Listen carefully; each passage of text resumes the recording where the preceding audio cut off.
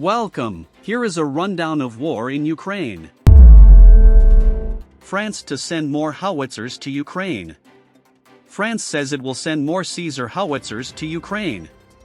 Ukraine's defense minister Alexei Reznikov visited Paris today to get assurances from his French counterpart Sébastien Lecornu on assistance in the war against Russia. France will send 150 staff to Poland to help train up 600 Ukrainian soldiers, as well as delivering 12 more howitzers on top of the 18 it has already sent. It will be funded by a €200 million package approved by France's parliament. And IMF forecasts exemplify failures of Western sanctions on Russia. Comparisons between Russia and the UK in the light of IMF predictions for the British economy can be a little disingenuous.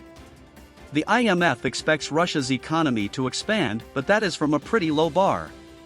Russia's economy is rebounding from the low point caused when the West imposed sanctions after the invasion of Ukraine. It has to be said, however, that it did not contract at anywhere near the rates predicted last year by the IMF. The figures are being leapt on by British politicians and observers for obvious reasons and a range of domestic agendas, but they also say a lot about the state and impact of Western sanctions on Russia. Before the invasion, Western governments hoped the threat of swift severe sanctions on Russia would deter Putin. That failed. Since then, they have hoped that tightening sanctions would prompt a change of heart in the Kremlin. That has failed too, so far.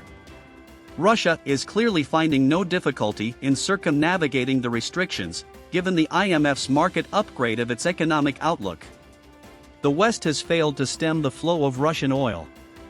Oil exports are back to normal, with China and India picking up the barrels spurned by the West. But a new gray network of oil distribution has developed too, insured, transported and sold by more shadowy agents around the world. Ordinary Russians have been hit by sanctions and inflation. Acquiring goods, especially foreign-produced imports, from white goods to cars is increasingly challenging. But Russia is a hydrocarbon-dominated economy. As long as those hydrocarbons can continue reaching foreign markets, it will continue to survive the sanctions.